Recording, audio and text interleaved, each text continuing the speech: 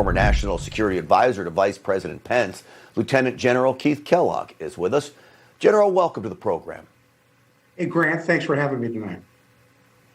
General, I want to ask you, are you amazed at what's going on now in our military with these social justice experiments? Yeah, here's my concern, Grant. Look, nobody doubts the importance of diversity in the military force or any force that's out there. But I think the primary thing the military needs to be focused in on is fighting, and that's their critical mission. Deter, if that doesn't work, fight and win on the battlefield. Years ago, when I was privileged to command the Army's 82nd Airborne Division, every Monday I would talk to the new soldiers, the men and women coming into the 82nd. And the first thing out of my mouth was, your job is to fight and don't forget it. That was your primary job. And then as recently as yesterday, there was a report that came out on the surface Navy that it was anecdotal, but it was a lot of good information in there, that sailors were saying that they lost the importance of warfighting, the skills that they need to have on a surface Navy to fight and win in the battlefield. And that's critical. If you don't have that, then you've got a major problem out there, and your adversaries will seize on that. You made a great comment a minute ago when you talked about President Donald J. Trump. One of the things he did, and I admired him when I used to listen to him, is he would go up the escalation ladder really fast on an enemy. That's the reason why when we were attacked in Iraq by forces that were aligned with Iran, he went right after Soleimani. He didn't go just tit for tat, a little bit up the escalation ladder. He went to fight and win on the battlefield. And we sent that message very clearly to the Iranians.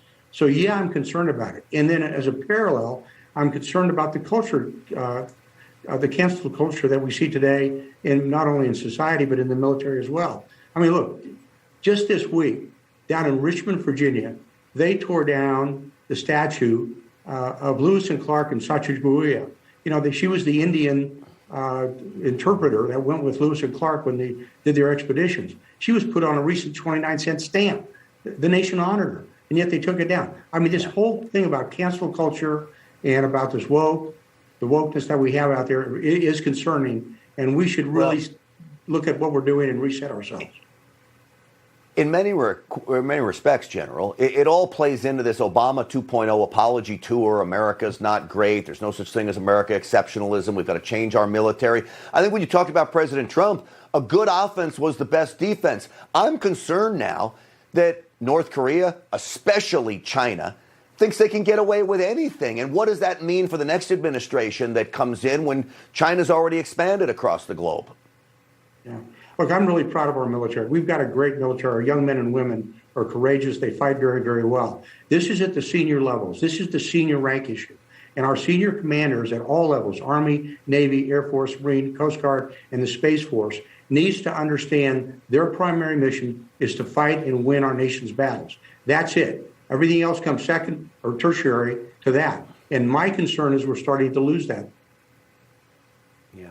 Do you think when you were in and commanding these forces, we're told about right-wing extremism and racism inside the ranks. Was this ever a problem? Were you pulling people out of the ranks left and right for extremism? No. I think that that's kind of offensive when we talk about that, because we didn't have that. Look, good commanders out there will take care of problems. I don't care if it's a racial issue out there, or it's a human relations issue out there, or a sexism issue. The good commander will take care of that. And that's what we expect from our commanders. But I will tell you, when I commanded the Army's 82nd, and when I fought in Iraq, and when I fought all the way back to Vietnam, we didn't have those issues out there. And I think some of those things are being brought up to kind of cause conflict when there shouldn't be conflict in the military. General, I've got to believe, last question for you, there can be no greater unifier than being under enemy fire. I don't think any soldier is going to care whether he's black, white, or Hispanic as long as he knows how to fire that M16. Yeah. Grant, I made a comment to one of my colleagues earlier today. Years ago when I fought in Vietnam in the middle of the night, the only color that we saw out there was red, and that was blood if you bled. And the fact of the matter is, nobody cared what your race was. Nobody cared what your religion was. Nobody cared where you came from. The only thing we cared about, could you fight together on a battlefield and win there? And I think that carried through my entire career.